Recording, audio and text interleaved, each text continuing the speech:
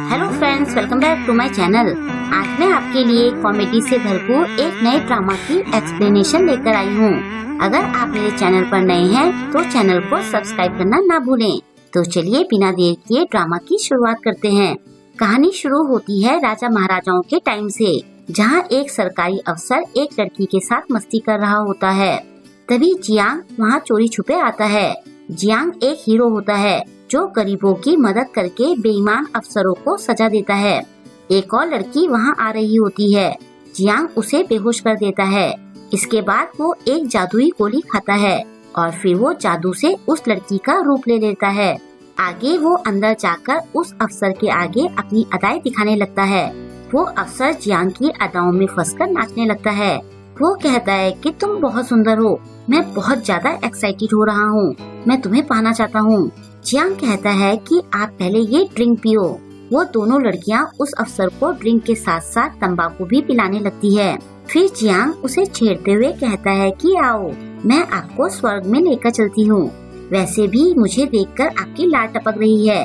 और तभी अचानक से जियांग अपने असली रूप में आकर कहता है, गरीबों को दबाकर गलत टैक्स लेकर तुम यहाँ मजे ले रहे हो क्या? मरने से पहले तुम कुछ कहना चाहते हो? वो अफसर कहता है कि हम सारे रुपए आपस में बांट लेते हैं, तुम 70% ले लेना और मैं 30% ले लूँगा। जियांग उसे मारने वाला होता है। वो ऑफिसर कहता है कि मुझे मत मारो, मैं बहुत कमजोर हूँ। जियांग कहता है कि मरते टाइम भी तुम्हें मजाक सूझ रहा है। वो ऑफिसर जियांग के पैरों में गिरकर रहम की भीख मांगने लगता है। वो कहता है कि रुको, मरने से पहले मुझे मेरी बेटी के लिए फूल देने दो। लेकिन वो धोखे से जियांग की आंखों में मिर्च डाल देता है। जियांग पीछे गिर जाता है। वो ऑफिसर कहता है कि मेरे आगे तो तुम अभी बच्चे हो, अब मैं तुम्हें पत्थर में बदल दूंगा। वो गार्ड्स को बुलाकर उन्हें जियांग को आइस चैम्बर में फेंकने के लिए कहता है। गार्ड्स जियांग को ले जाते हैं। ऑफिसर फिर से अपनी मस्ती में लग जाता है। गार्ड्स जियांग को आइस चैम्बर में फेंक देते हैं, जहाँ जियांग बर्फ का पुतला बन जाता है। अब कई 100 साल बीत जाते हैं और मॉडर्न टाइम आ जाता है। एक बहुत बड़े बंगले के बाहर दो लोग एक गिफ्ट के साथ खड़े होते हैं। अंदर से एक रईस ज्यादा बाहर आता है। इस लड़के का नाम हाउ होता है। वो हाउ की चापलूसी करने लगता है और फिर कहता है कि हमें गुफा से एक पूरी तरह से जमी हुई मम्मी मिली है। ये शायद 500 साल पुरानी है और ऐसी दूसरी मम्मी मिलना नामुमकिन है। मम्मी को देखकर हाउ बहुत एक्साइटेड हो जाता है और तुरंत ही उन्हें बैग में भरकर रुपए दे देता है। फिर वो उस मम्मी को अंदर रखवाता है। उधर अंदर बंगले की मेड लिन अपने फोन में गेम खेलते हुए आ रही होती है। अचानक से अपने सामने मम्मी का कैप्सूल देखकर वो डर जाती है और उसका फोन नीचे गिर जाता है। वो अपना फोन उठाने के लिए झुकती है तो उससे मम्मी का कैप्सूल गिर जाता है और पूरे कैप्सूल में करंट दौड़ने लगता है। इससे बर्फ पिघल जाती है और जियांग बाहर आ जाता है। मम्मी को जिंदा होते देखकर लिन की हालत खराब हो जाती है। वो साइड में छुपी होती है। जब जियांग उसकी तरफ देखता है तो वो डर से थर-थर कांपने लगती है। लेकिन लिन का फेस देखकर जियांग को अपनी लवर की याद आने लगती है, क्योंकि दोनों बिल्कुल सेम थी। जियांग लिन के पास जाता है तो लिन हाथ जोड़कर सारे भगवानों से प्रे करने लगती है। वो कहती है कि भगवान मेरी लाइफ बचा लो, मैं सिंगल हूँ और मैंने 2 सालों तक मिस्टर हाउ का कर्जा चुकाना है। मेरी बीमार माँ घर में अकेली है, मेरे बाद उनका ध्यान कौन रखेगा? मैं तो एक सीधी सादी लड़की हूँ, मैं मरना नहीं चाहती हूँ। उसकी बातें सुनकर जियांग हंसने लगता है। वो लिन से कहता है कि ये मैं हूँ जियांग, मैं कोई भूत नहीं हूँ। येन, क्या तुम मुझे भूल गई हो? लिन कहती है कि मैं कोई येन नहीं हूँ, तुमने तो मुझे हार्ट अटैक दिलवा दिया था।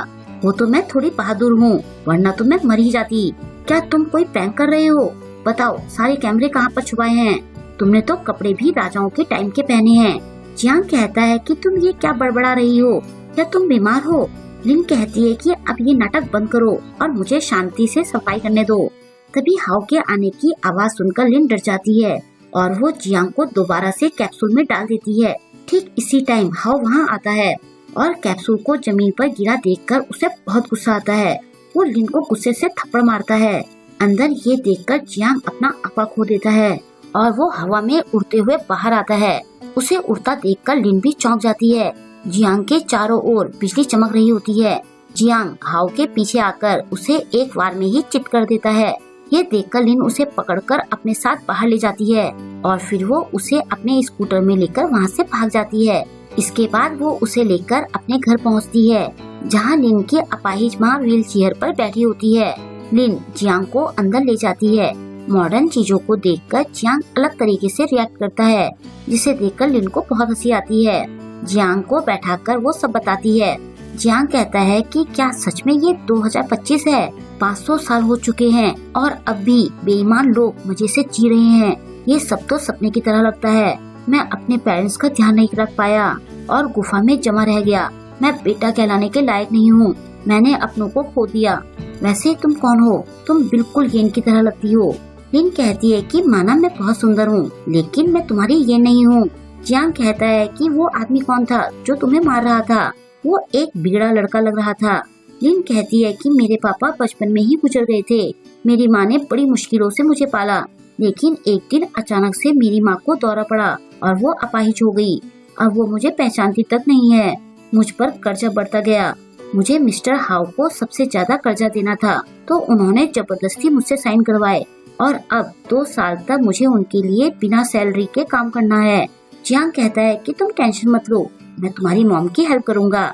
ऐसा कहकर वो लिन की मॉम के पास जाता है और उनका गला पकड़कर मोड़ता है, फिर उनकी पीठ पर मारकर उन्हें आगे फेंक देता है। इसके बाद वो व्हील चेयर पर लात मारकर उसे भी आगे फेंकता है। व्हील चेयर सीधा लिन की मॉम के नीचे जाकर रुकती है। ये सब देखकर तो लिन का मुंह खुला का खुला रह जाता है। इसके बाद वो लिन की मॉम की पीठ के प्रेशर पॉइंट्स दबाता है। दिखने में ये सब बड़ा ही भयानक लग रहा होता है। लिन अपनी मॉम के पास पहुंचती है। लिन की मॉम कहती है कि तुम कौन हो और मुझे मार क्यों रहे हो? लिन कहती है कि ये तो चमत्कार हो गया, मेरी मॉम ठीक हो गई। जियांग कहता है कि अब ये आसानी से खड़ी हो सकती हैं। ऐसा कहकर वो लिन की मॉम को खड़ी करता है। लिन कहती है कि मैं तुम्हारा एहसान कभी नहीं भूलूंगी। जियांग कहता है कि इसकी कोई जरूरत नहीं है। उधर लिन की मॉम खुशी से नाच रही होती है। जियांग लिन से कहता है कि किस्मत ने हमें मिलवाया है, तुम यहीं रुको, मैं तुम्हारा बदला लेकर आता हूँ। ऐसा कहकर वो जादुई दवाई खाता है और अब वो लिन में बदल जाता है। ये देखकर लिन चौंक जाती है।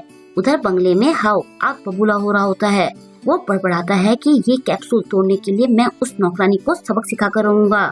तभी लिन के भेष में जियांग वहाँ आता है।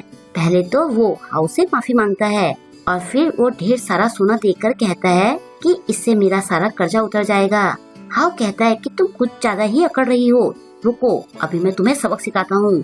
ऐसा कहकर वो लिन को थप्पड़ मारता है, लेकिन जियांग उसका हाथ पकड़कर उल्टा उसे ही थप्पड़ मार देता है। हाउ फिर से उसे थप्पड़ मारना चाहता है, लेकिन जियांग उसे एक पावरफुल पंच मारता है। हाउ फिर से लड़ने आता है। इस बार जियांग उसे नीचे गिरा देता है। उसके दोबारा से आने पर जियांग उसे जोर से थप्पड़ मारता है। इस टाइम उसे हाउ में करप्ट ऑफिसर दिखाई देता है। वो उसे एक और थप्पड़ मारता है और एंड में वो हाउ को लास्ट थप्पड़ मारकर चित कर देता है। इसके बाद जियांग वापस लौट जाता है।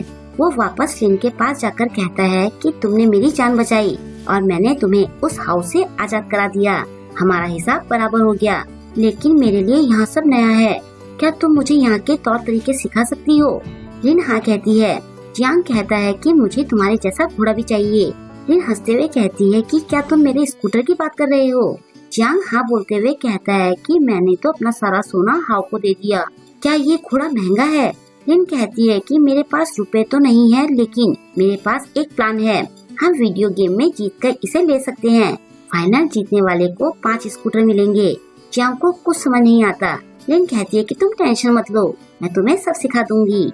ऐसा कहकर वो उसे समझाने में लग जाती है और यहीं पर आज के वीडियो की एंडिंग हो जाती है। आई होप कि आपको आज का ड्रामा पसंद आया होगा।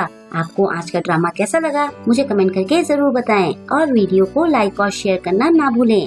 अगर अभी तक आपने मेरे चैनल को सब्सक्राइब नहीं किया है तो प्लीज मेरे चैनल को सब्सक्राइब कर लें और लेटेस्ट वीडियोस की नोटिफिकेशन पाने के लिए बेल आइकन को प्रेस करना ना भूलें। मिलते हैं जल्द ही नेक्स्ट ड्रामा के साथ। Thank you.